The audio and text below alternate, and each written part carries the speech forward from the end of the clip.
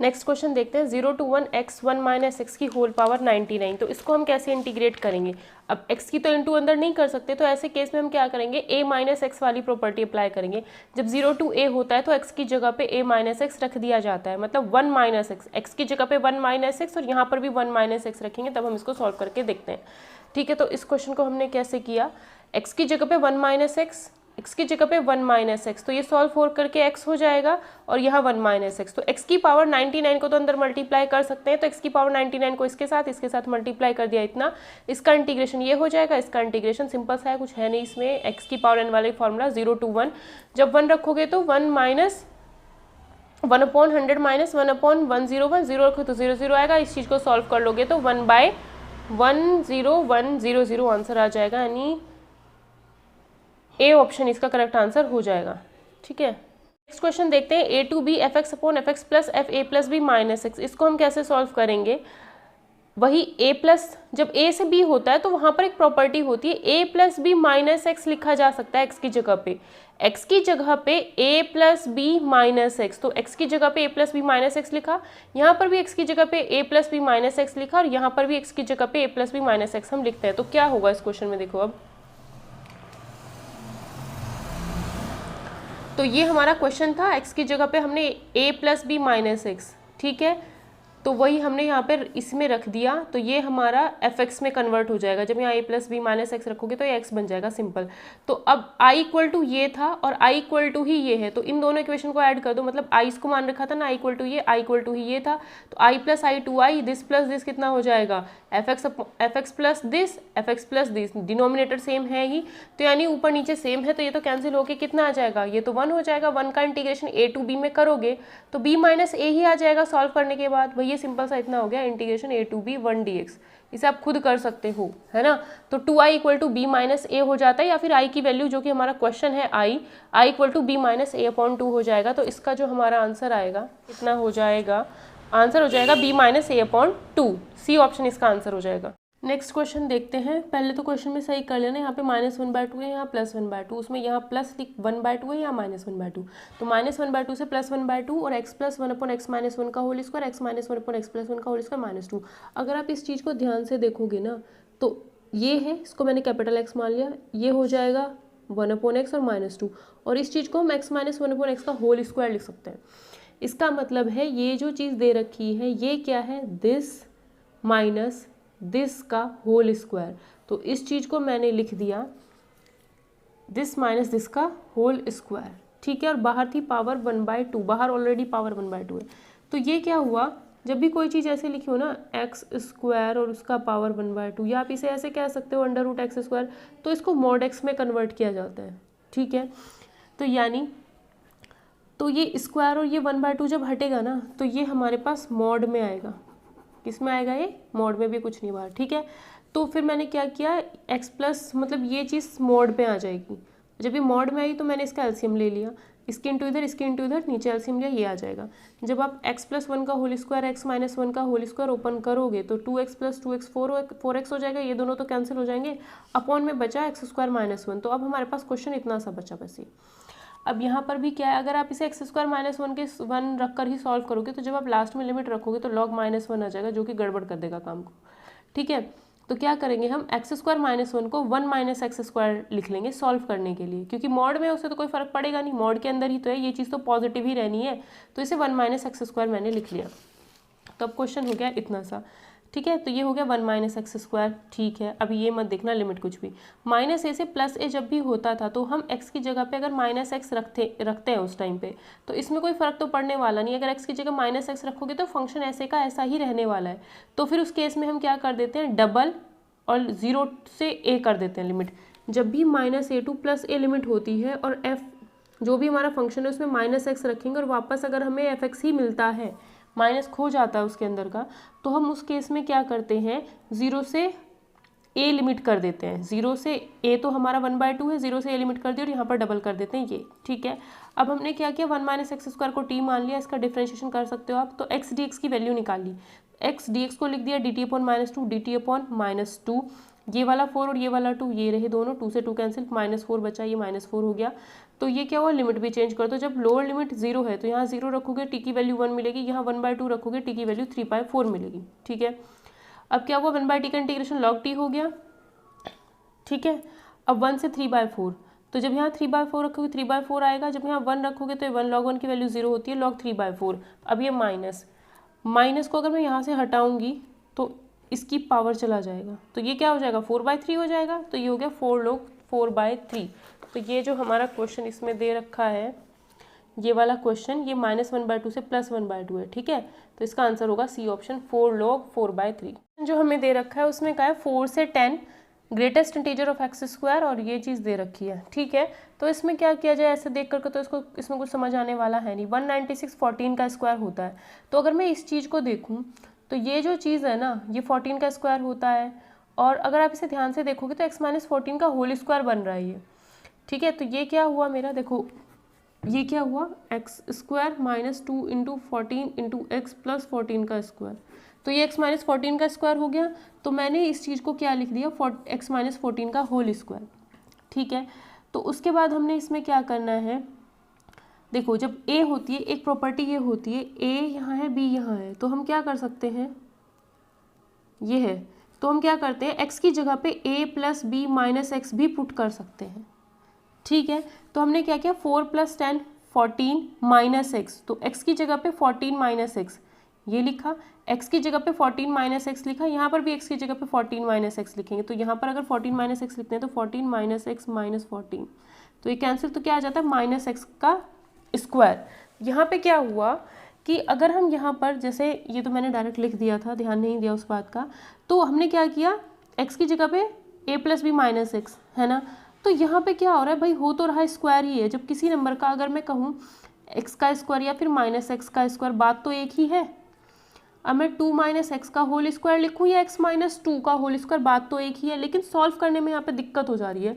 अगर मैं x - 14 लेके चल रही हूँ, तो जब मैं यहाँ पर 14 a + b - x यानी 14 - x रखूँगी, तो ये 14 - x - 14, तो ये -x का ग्रेटेस्ट इंटीजर का स्क्वायर आ जा रहा है।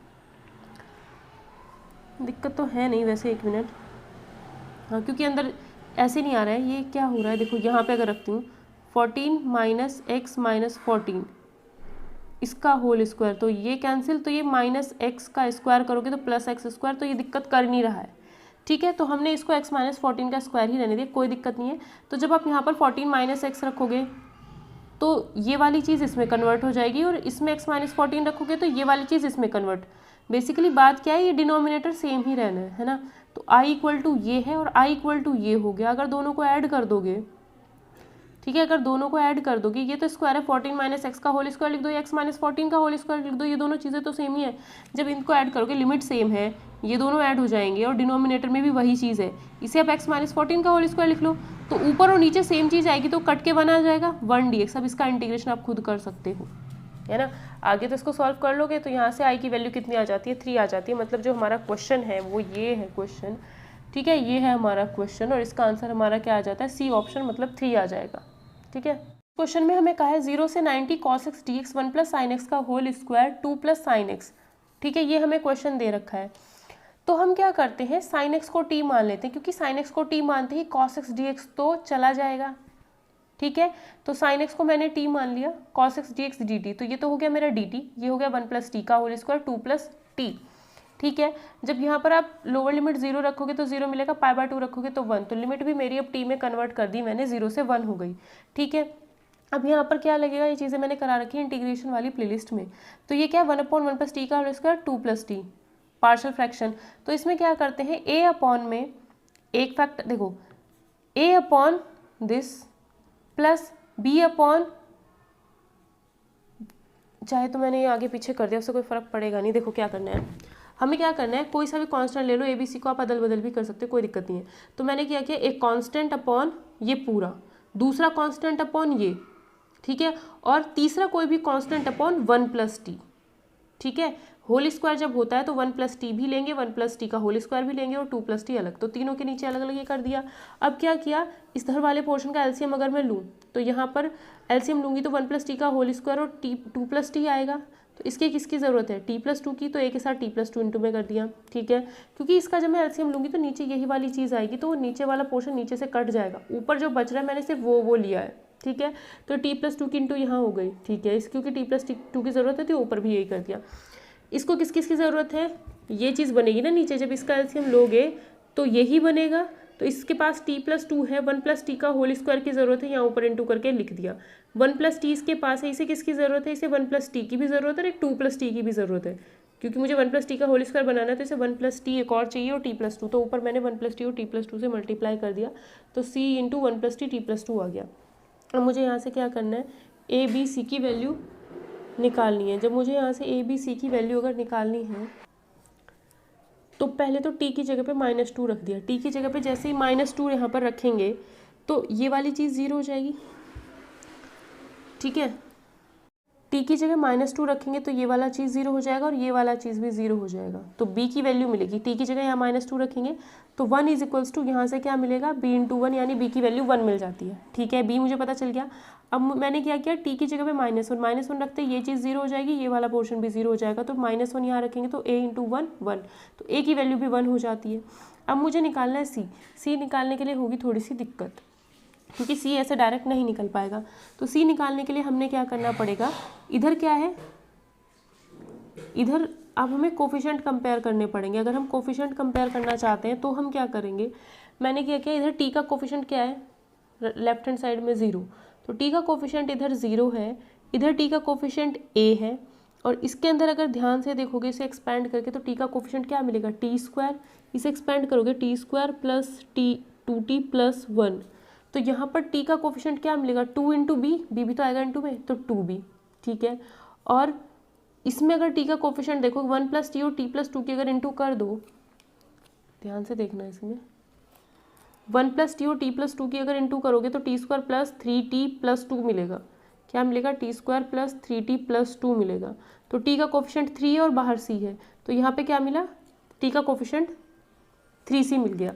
तो अब यहाँ से क्या होगा, यहाँ से क्या हो गया भाई, इधर लेफ्ट हैंड साइड में तो 0 हो गया t का कोफिशिएंट, इधर मैंने अलग अलग करके देख लिया, आपका मन करे सबको मल्टीप्लाई करना फिर t का कोफिशिएंट ढूंढ लेना खुद, मैंने शॉर्टकट मारा थोड़ा सा, ठीक है।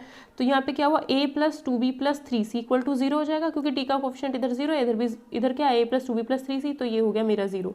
a की वैल्यू 1 है, b की वैल्यू 1 है, तो c की वैल्यू क्या आ जाएगी, -1, ठीक है। तो c की वैल्यू मेरे पास -1 आ गई। अब a की वैल्यू 1 यहाँ रख दो, b की वैल्यू 1 यहाँ रख दो, c की वैल्यू -1 यहाँ रख दो, इसी में ही रखनी है, ठीक है। तो a की वैल्यू 1 यहाँ रखी, b की वैल्यू 1 यहाँ रखी, c की वैल्यू -1 यहाँ रख दी। मैं अपने याद रखने के लिए कर देती, कभी मुझे कभी देखना पड़े क्वेश्चन तो, ठीक है। तो ये क्या हुआ, अब मुझे क्या करना था, इंटीग्रेशन करना था इसका, तो इसको मैंने 3 पार्ट्स में डिवाइड कर दिया। इसका भी इंटीग्रेशन 0 to 1 में कर दो, इसका भी कर दो, इसका भी कर दो इंटीग्रेशन, ठीक है।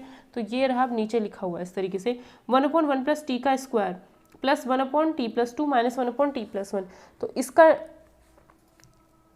देखो 1/1+t² का अगर इंटीग्रेशन करोगे तो -1/t+1 मिलेगा। इसका इंटीग्रेशन आएगा log t+2 फिर माइनस इसका integration log t+1, log a minus log b क्या होता है, log a/b, तो log a/b कर दिया, ठीक है। log a/b इसको मैंने लिख दिया। तो ये आ गया मेरा इंटीग्रेशन करने के बाद। लिमिट क्या थी, 0 to 1, तो अब हम इसमें लिमिट रख देते हैं कि नहीं है मैंने, ठीक है। 0 to 1 अब इसमें लिमिट रखनी है, 0 से 1, तो t की जगह पे 1 रखोगे क्या आएगा, -1/2 प्लस log t की जगह पे 1 रखोगे 3, t की जगह पे 1 रखोगे 2, 3/2।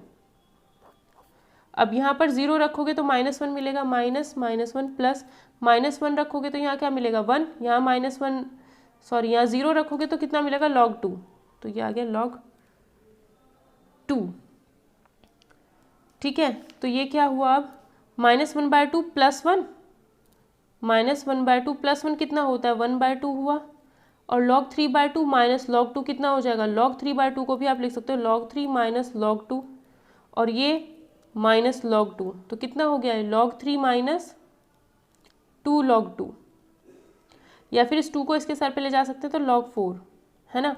तो ये हो गया log 3 माइनस log 4, और इसको क्या लिख सकते हो, log 3/4। तो आंसर क्या आया हमारा, 1/2 प्लस log 3/4। समझ में आ गया होगा बस, और तो मैं कुछ नहीं कह सकती क्योंकि इसमें खिचड़ी मैंने बहुत बना दी, ठीक है, तो हमारा जो आंसर आ गया है इसका, ये क्वेश्चन था हमारा, आंसर आया है हमारा इसका 1/2 प्लस log 3/4। तो डी ऑप्शन करेक्ट होगा क्योंकि एक भी ऑप्शन मैच नहीं कर रहा है। 1/2 प्लस log 3/4 इसका आंसर आ जाएगा। नेक्स्ट क्वेश्चन देखते हैं 597। ठीक है, इस क्वेश्चन में क्या है, 0 to pi D theta upon ये दे रखा है हमें। तो इसमें तो चाहो आप एक चीज़ डायरेक्ट भी याद कर सकते हो। ठीक है, इसे याद करोगे तो बहुत क्वेश्चन में हेल्प मिल जाएगी, याद कर ही लेना इस चीज़ को। तो शॉर्टकट समझ लो अपने हिसाब से, 0 to pi D theta upon A plus B cos theta. इसका इंटीग्रेशन हमेशा क्या होता है, pi upon under root A square plus A square minus B square. 0 to pi A plus B cos theta pi upon under root A square minus B square, ये इसका shortcut है। तो यहाँ पे क्या हो रहा है, ये जो चीज़ है, ठीक है, तो 1 प्लस ए स्क्वायर जो नंबर था उसे मैंने अलग कर दिया, माइनस 2a कॉस थीटा। ठीक है, ए की जगह पे तो हो गया 1 प्लस ए स्क्वायर। ठीक है, तो ए की जगह पे रख दिया 1 प्लस ए स्क्वायर, और बी की जगह पे हो गया माइनस 2a, तो बी की जगह पे हो गया माइनस 2a। ठीक, तो इसको अगर आप सॉल्व करोगे तो ये कुछ इस तरीके से आएगा, 1 प्लस ए की power 4 2a square minus 4a square, तो ये आ जाएगा 1 माइनस, ये आएगा हमारा 1 प्लस ए की पावर 4 माइनस 2a स्क्वायर। इसको सॉल्व करने के पर ये मिला, और इसे आप लिख सकते हो 1 माइनस ए स्क्वायर का होल स्क्वायर, और रूट भी था, तो क्या होगा ये 1 माइनस ए स्क्वायर, तो पाई अपॉन 1 माइनस ए स्क्वायर इसका आंसर हो जाएगा। तो 97 का आंसर हो जाएगा 1 अपॉन पाई अपॉन 1 माइनस ए स्क्वायर, यानी सी ऑप्शन। तो इस वाले में ये याद रख लोगे तो फायदे में रहोगे, क्वेश्चन थोड़ा सा लेंथी हो जाएगा वरना करने में ये। क्वेश्चन देखते हैं, इस क्वेश्चन में हमें कहा है कि area of the intersected curve formed by this and this. एक चीज़ तो ये तो पता है, लाइन की इक्वेशन है Y square equal to X, तो ये पैराबोला है। ठीक है, बस इसमें कांस्टेंट ही तो ऐड कर दिया, इससे कोई फर्क नहीं पड़ता। Y square equal to X है, एक्स की पावर 1 है तो एक्स एक्सिस ही उसकी मेन एक्सिस होगी। ठीक है, तो इनके बीच का एरिया निकालना है। तो देखो इस क्वेश्चन को हम कैसे करेंगे। देखो Y square equal to 2x plus 1 दिया है, और x minus Y equal to 1, ये दो हमें चीज़ें दी हैं। तो इन दोनों के बीच का कर्व एरिया हमें बताना है कितना होगा। तो पहले तो दोनों का इंटरसेक्शन पॉइंट निकाल लेते हैं। अगर दोनों का इंटरसेक्शन पॉइंट निकालना चाहते हैं तो यहाँ से y की वैल्यू निकाल लो, या फिर x की वैल्यू निकाल लो। तो यहाँ से अगर मैं x की वैल्यू निकालती हूँ तो कितना, y की निकालती हूँ तो y इक्वल टू आ जाएगा x माइनस 1, इसमें पुट कर देती हूँ। तो x माइनस 1 का whole square is equals to 2x plus 1, तो ये आएगा X square plus 1 minus 2x is equals to 2x plus 1, 1 से 1 कैंसिल हो जाएगा। तो X square minus 4x is equals to 0, या फिर x minus 4 is equals to 0। तो x की वैल्यू 0 आएगी और 4 आएगी। जब x की वैल्यू 0 मिल रही है तो इन दोनों में से किसी में भी रख लो जिसमें आपका मन करे। x की वैल्यू 0 रखोगे तो y की वैल्यू माइनस 1 मिलेगी, ये एक इंटरसेक्शन पॉइंट मिल गया। और x की वैल्यू 4 अगर रखते हो तो y की वैल्यू 3 मिलेगी, और अगर इसमें रखोगे तो 4 प्लस माइनस 3 मिलेगी, उससे कोई दिक्कत नहीं है। ठीक है, किसी में भी रख सकते हो। ठीक है, तो ये दो इंटरसेक्शन पॉइंट मुझे मिल गए। तो मेरा जो ग्राफ बनेगा इसका कुछ इस तरीके से बनेगा। जो ये दे रखा है ना, ये जो पैराबोला है, पहले लाइन बना लेते हैं। इसमें x की जगह पे 0 रखोगे तो y की वैल्यू -1, तो y की वैल्यू -1 यहाँ पे मान लेते हैं, तो ये हो गया 0 -1 पॉइंट। ठीक है, y की वैल्यू 0 रखोगे तो x1 मिलेगा, x1 मतलब ये हो गया 1 0 पॉइंट। एक बार x 0 रख दिया, एक बार y, तो ये मेरा लाइन बन गया। और मुझे चीज़ पता है कि 0 -1, तो ये तो पैराबोला और लाइन दोनों का इंटरसेक्शन पॉइंट भी है, मतलब यहाँ से पैराबोला जाएगा ही जाएगा, कैसे भी जाए इस पॉइंट से पैराबोला पास होगा। ठीक है, अब पैराबोला कैसे बनाए, इसमें क्या करना है, सिंपल सी बात, मुझे पता है क्योंकि x की पावर 1 है, अगर Y square equal to X होता तो ये कुछ इस तरीके से बनता, एक्स एक्सिस इसकी होती है ना, इसमें भी x की पावर 1 है तो इसकी एक्सिस तो x एक्सिस ही होगी, मतलब ये बनेगा तो ऐसे ही बनेगा। अब ये नहीं पता इस लाइन से आगे बनाना है या इस लाइन से पीछे ऐसे करके बनाना है, वो चीज़ नहीं पता। वो कैसे पता चलेगी, हम क्या करते हैं y की वैल्यू 0 पुट कर देते हैं, क्योंकि इसकी एक्सिस तो x एक्सिस ही होनी है। भाई बनेगा तो ये ऐसे या फिर ऐसे या फिर ऐसे ही बनेगा ऐसे ही x एक्सिस, तो यानी x एक्सिस को तो काटेगा ही काटेगा, x एक्सिस को काटता है तो y की वैल्यू 0 पुट कर दो। एक्स एक्सिस को काटता है तो वाई की वैल्यू 0 पुट कर देते हैं, ठीक है, क्योंकि जब हम एक्स एक्सिस पर कोई भी पॉइंट लेते हैं तो उसमें एक्स की तो वैल्यू होती है बट वाई 0 होता है, तो इसलिए वाई की वैल्यू 0 पुट कर दी। तो जैसे ही यहाँ वाई की वैल्यू 0 पुट करेंगे तो एक्स की वैल्यू कितनी आएगी, -1/2। तो मुझे पता चल गया एक्स की वैल्यू -1/2 ये होगी, वाई की वैल्यू 0। तो ये मुझे वो पॉइंट मिल गया जिससे पैराबोला जाना है। पैराबोला कुछ इस तरीके से जाएगा और मुझे पता है इस पॉइंट से पास होकर के जाएगा तो पैराबोला ऐसे जाएगा। तो ये बन गया मेरा ग्राफ। अब मुझे क्या करना है, सारा एरिया निकालना है। अब इस एरिया निकालने के लिए हम क्या करेंगे, देखो पहले तो ये वाला एरिया निकाल लो। अब देखो मैं क्या करती हूँ, यहाँ से मैंने ये बना दिया, ये मेरी है x = 1 और ये वाला पॉइंट कौन सा है, 1 यहाँ है, तो आगे जा करके किस पे इंटरसेक्ट कर रहा है, 4, 3 इंटरसेक्शन पॉइंट है, तो ये पॉइंट है 4, 3, ये इसका इंटरसेक्शन पॉइंट।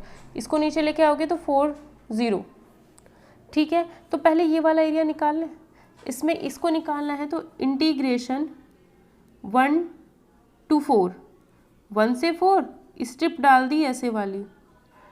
ये डिस्टेंस कितनी होगी भाई, 4 यहाँ तक है, 0 से 4 यहाँ तक है, 0 से 1 यहाँ तक, तो ये डिस्टेंस 3।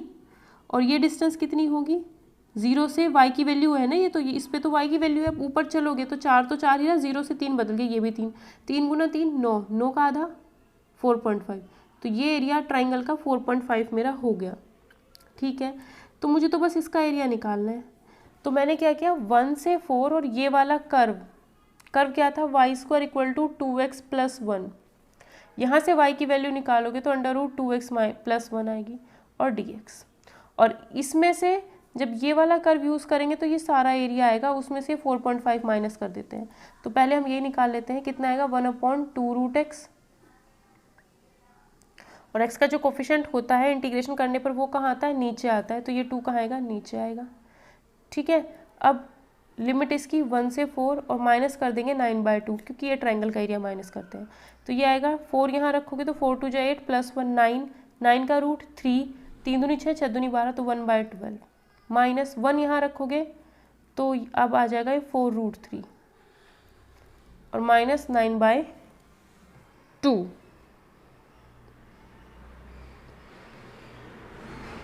ठीक है।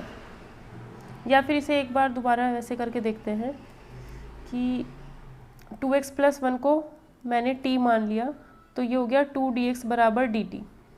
तो इंटीग्रेशन dx को लिख दिया dt/2, ठीक है। और ये हो गया मेरा √t का इंटीग्रेशन t⁵3/2, यही गड़बड़ कर रही थी मैं, तभी मैंने देखा दोबारा, ठीक है। t⁵3/2 और 2/3 और 1/2, 2 से 2 कैंसिल, t की वैल्यू क्या है, 2x + 1, तो ये आ गया 2x + 1, डिफ्रेंशिएशन कर दिया था मैंने, ठीक है। तो ये हो गया, लिमिट क्या है 1 to 4, x की लिमिट x में ही रखी, x में वापस आई, फिर x की ही लिमिट रखी, 4 यहाँ रखोगे 9, 9⁵3/2 माइनस यहाँ पे क्या रखेंगे 1, 1 + 1 3⁵3/2, ठीक है। तो 9 का √3, 3⁵3 हो जाएगा 27 माइनस 3⁵√3, √3 की पावर करोगे 3 तो 3√3 आएगा, 3√3, 27 माइनस 3√3 यहाँ से हमारे पास आ जाता है, ठीक है। तो ये वाला जो एरिया आया है फिलहाल 27 माइनस 3√3 आया है, इसे हम साइड में लिख देते हैं 27 माइनस 3√3। अभी ये भी निकालना है हमें, ये वाला एरिया भी हमें निकालना है, सारा ही निकालना है ना इसमें। तो क्या करते हैं हम, -1/2 से यहाँ पे 0 है तो चलते हैं यहाँ तक, -1/2 से 0, और कर्व कौन सा, ये वाला, ये क्या है, यही है √2x + 1।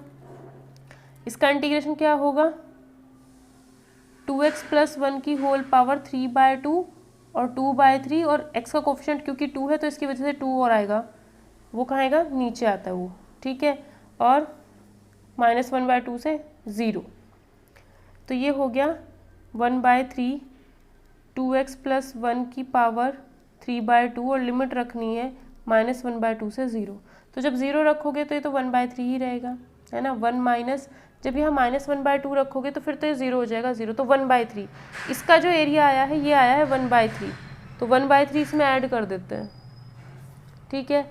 अब ये वाला एरिया निकालते हैं, डायरेक्ट भी कर सकते थे, -1/2 से डायरेक्ट 1 तक पहुँच जाओ तब भी आप कर सकते हो, ठीक है। तो यहाँ से हम 0 से कहाँ तक जाते हैं, 1 तक, तो तो अब चलें 0 से 1 तक, इंटीग्रेशन उसी का ही होना, तो -1/2 से डायरेक्ट 0 भी ले सकते थे, इसमें कोई दिक्कत नहीं थी, ठीक है। तो ये हुआ 2x + 1 की पावर 3/2 और 2/3 इसका इंटीग्रेशन हो गया, और लिमिट जा रही है 0 से 1, ठीक है, 0 से 1। तो ये कितना आएगा 2/3, जब यहाँ 1 रखोगे तो 3 की पावर 3/2, जब यहाँ पे अपर लिमिट रखी 0 रखोगे तो यहाँ पे 1 ही आएगा, ठीक है, 0 रखेंगे तो 1 ही मिलेगा।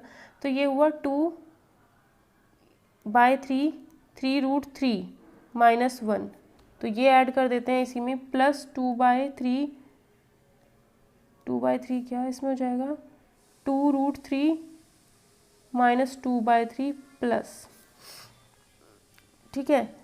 तो अब हमने ये वाला एरिया भी निकाल दिया, ये वाला भी निकाल दिया, बचा कौन सा, सिर्फ ये वाला। तो ये तो ट्राइंगल बन गया भाई। ये लेंथ कितनी है, -1 है, तो ये 1 है, ये भी 1 है, 1 × 1 1, और उसका आधा 0.5, तो ये एरिया हो गया नीचे वाले ट्राइंगल का 0.5 और ऐड कर दिया इसमें, ठीक है। अब ये वाला बचा, इसको अगर निकालना चाहते तो -1/2 से 0 ही जाएंगे, -1/2 से 0 ही जाएंगे, और वही सब करना है, जो -1/2 से 0 पर जो एरिया यहाँ आ रहा था वही एरिया यहाँ आएगा, तो ये भी 1/3, तो एक और 1/3 और ऐड कर लो, ठीक है, एक और 1/3 हम और ऐड करते हैं। 1/3 कितना हो गया, 1/3 2/3 कैंसिल, ठीक है। 2√3 -3√3 कितना आया 27 -√3, और ये +½ ठीक है। तो ये कितना आता है, ये आ जाएगा सॉल्व करने के बाद 27 दूनी 54, 54, 55/2 -√3। तो अगर इसे सॉल्व करें तो ये कितना आएगा 55/2 -1.73, 2 दूनी 4, 2 7 14, 2 5 10 -1.73। अब इसे सॉल्व करोगे तो कितना आएगा, ये 10 में से 15 में से 7 जाएंगे तो 8.62, तो 26.8 समथिंग इसका आंसर आ रहा है। ऐसा हो सकता है कि इसका आंसर में भी गलत हो जाए, ठीक है, ऐसा हो सकता है क्योंकि कैलकुलेशन थी इसमें बहुत कुछ, ठीक है, तो मे भी ऐसा हो सकता है इसका आंसर गलत हो जाए, बट ये मेथड सही था, ठीक है। मैं खुद कह रही हूँ कि आंसर इसका मे भी गलत हो सकता है क्योंकि इसमें कैलकुलेशन थी ज़्यादा, बट इसका मेथड सही था। ये जो डायग्राम बना हुआ है वो सही है, माइनस यहाँ से आप -1/2 से 1 तक डायरेक्ट इंटीग्रेशन कर लो, वो एरिया निकल जाएगा, जितना इसका आएगा उतना ही इसका रखा होगा, और ये वाला एरिया अलग से आप ट्रायंगल के हिसाब से निकाल सकते हो, और इसका भी हम निकाल के ये वाला माइनस कर देंगे तो ये वाला ऊपर वाला एरिया आएगा। इसका मैंने आपको सिर्फ तरीका समझाया है, इसका आंसर वैसे भी 26.8 गलत ही आ रहा है मेरा, कहीं ना कहीं कुछ ना कुछ मिस्टेक हुई है, बट मेथड अगर समझ में आ गया है तो शायद आपको फ़ायदा मिलेगा, क्योंकि क्वेश्चन ये लेंदी है, ठीक है। इस क्वेश्चन का ऑप्शन दे रखा है डी, और आई थिंक इसका आंसर 16/3 है, तो एक बार इसका आंसर आप खुद चेक कर लेना ट्राई करके, नहीं होगा तो टेलीग्राम पर आप भेज सकते हो, ठीक है, टेलीग्राम पर आप डिस्कस कर सकते हो, बट मैं इसका आंसर कंफर्म नहीं बोल सकती हूँ। 16/3 मैंने देखा है और जगह, ठीक है, तो इन तीनों में से तो कोई है नहीं, ठीक है। तो डी ऑप्शन इसका करेक्ट बोल रखा है यहाँ पर बुक में भी, बट मैंने इसका जो ग्राफ और तरीका जो आपको बता दिया वो सही है। आई थिंक मेथड आपको समझ में आ गया होगा, क्योंकि कैलकुलेशन कहीं ना कहीं मिस्टेक हो ही रही है, वो क्वेश्चन ही लेंथी है, कहीं ना कहीं गलत होगा, तो पेपर में तो वैसे भी ऐसे क्वेश्चन स्किप ही करते हैं, और टीजीटी के मतलब का तो ये है नहीं, पीजीटी के मतलब का ये क्वेश्चन था, बस मैंने बता दिया, क्योंकि ऐसा हो सकता है कि टीजीटी में इस टाइप का क्वेश्चन पूछा जा सकता है, इस वजह से मैंने क्वेश्चन करा दिया है, ठीक है, क्योंकि पैराबोला और लाइन के बीच का एरिया बार बार पूछा जा रहा था, तो मेथड आपको समझ आ गया होगा तो बहुत अच्छी बात है, नहीं तो इस क्वेश्चन को स्किप करना चाहते हो कर सकते हो। मुझे सिर्फ मेथड समझाना था, कैलकुलेशन मेरी गलत हो सकती है यहाँ पर, मैं पहले ही बोल रही हूँ, ठीक है, क्योंकि बहुत टाइम लगता है इन वीडियोज़ को बनाने में, और मेरे पास टाइम है भी नहीं, बट फिर भी मैं कर रही हूँ क्योंकि बहुत लोग डिमांड कर रहे हैं। अब इसमें क्या है, यहाँ पे देख सकते हो कि पी और क्यू ऑप्शन में तो है ही नहीं, पी और क्यू जो ये दे रखा है वो ऑप्शन में नहीं है, तो फिर हम क्यू क्या करें, हम भी क्या करेंगे, ऑप्शन के हिसाब से नहीं चलेंगे, पी और क्यू की कुछ भी वैल्यू अपनी मर्जी से हम यहाँ पर रख देंगे, ठीक है। तो देखो पी और क्यू ऑप्शन में तो कहीं था नहीं, तो हमने क्या किया, पी और क्यू को 1 1 रख दिया, तो cos x minus sine X whole square इसका हम खोल सकते हैं, तो cos square sine square 2 sine cos x, इसकी वैल्यू 1, ये हो गया साइन 2x, ठीक है। अब क्या होता है, क्योंकि -π to π लिमिट जा रही थी, तो आप इसको यहीं पर लिख लो कि -π से π लिमिट जा रही थी, 1 माइनस साइन 2x, ये हो गया हमारा, इसका मुझे इंटीग्रेशन करना था। तो माइनस a टू a में 1 पे तो कोई फर्क पड़ने वाला नहीं है, 1 में कहाँ x की जगह माइनस एक्स रखोगे, तो minus pi to pi 1 dx अलग कर दो, ठीक है। 1 का इंटीग्रेशन x, और क्योंकि ये तो इवन फंक्शन हो जाएगा, इसमें तो माइनस एक्स रखोगे 1 ही रहना है ना, माइनस तो बाहर आएगा ही नहीं, तो डबल कर दो, इसका इंटीग्रेशन इतना हुआ, लिमिट आपकी 0 से पाई हो जाएगी, तो इसका आंसर आएगा 2 पाई। तो 1 का तो निकल गया आंसर 2 पाई, ठीक है। साइन 2x, अब माइनस a टू a अगर आप जा रहे हो, ये शॉर्टकट हो गया, इसमें लेंथी कर रखा है, माइनस a टू a जा रहे हो, क्वेश्चन बचा इतना, minus pi to pi minus sine 2x dx, minus a to a जा रहे हैं, तो x की जगह पे माइनस एक्स रख दो, तो साइन 2x, जो मेरा इस माइनस को भी बाहर रख लो थोड़ी देर के लिए, ये जो साइन 2x, x की जगह पे माइनस एक्स अगर रखोगे तो साइन 2 माइनस एक्स, तो ये माइनस साइन 2x हो जाएगा। तो इसमें अगर x साइन के फंक्शन में अगर x की जगह पे माइनस एक्स रखते हो तो माइनस बाहर आ जाएगा, तो फंक्शन मेरा बदल जाएगा, ऑड फंक्शन हो जाएगा। तो ऑड फंक्शन हो जाता है, इसका आंसर सीधा 0, डायरेक्ट आंसर मिल गया 2 पाई, कुछ करने की ज़रूरत ही नहीं है, ठीक है। तो 599 का आंसर हो जाएगा हमारा 2 पाई, यानी डी ऑप्शन इसका करेक्ट आंसर हो जाएगा। 598 के लिए मैं सॉरी बोल रही हूँ क्योंकि कैलकुलेशन मेरी गलत हो रही है, बार बार कई बार करके देख चुकी हूँ, बस मैंने फिर सोचा कि मेथड ही बता देती हूँ, कैलकुलेशन मेरी हो ही रही गलत, तो मैं क्या कर सकती हूँ फिर। नेक्स्ट क्वेश्चन में क्या है, R2R, एक फंक्शन f है, एक फंक्शन g है, कॉन्टीन्यूस फंक्शन है, वैल्यू ऑफ इंटीग्रल माइनस पाई/2 से प्लस पाई/2, और इसका मुझे इंटीग्रेशन करके बताना है। तो जब माइनस a टू a होता है तो हम क्या करते हैं, सबसे पहले हम क्या करते हैं उस केस में, x की जगह पे माइनस एक्स रख करके देखते हैं, फंक्शन में माइनस अगर बाहर आ जाए, है ना, क्या करते हैं, माइनस एक्स अगर माइनस एफ एक्स बन जाता है तो फंक्शन ऑड हो जाता है, इसका आंसर सीधा 0, ठीक। और अगर माइनस बाहर ना आए तो इवन फंक्शन, फिर इंटीग्रेशन करना पड़ता है। तो मैंने क्या किया, x की जगह पे यहाँ माइनस एक्स रख दिया, यहाँ पर भी x की जगह पे माइनस एक्स रख दिया, ठीक है। तो यहाँ पर x की जगह पे माइनस एक्स रखा, प्लस x की जगह पे माइनस एक्स रखा, ठीक है, x की जगह पे माइनस एक्स रखा, माइनस x की जगह पे माइनस एक्स रखा,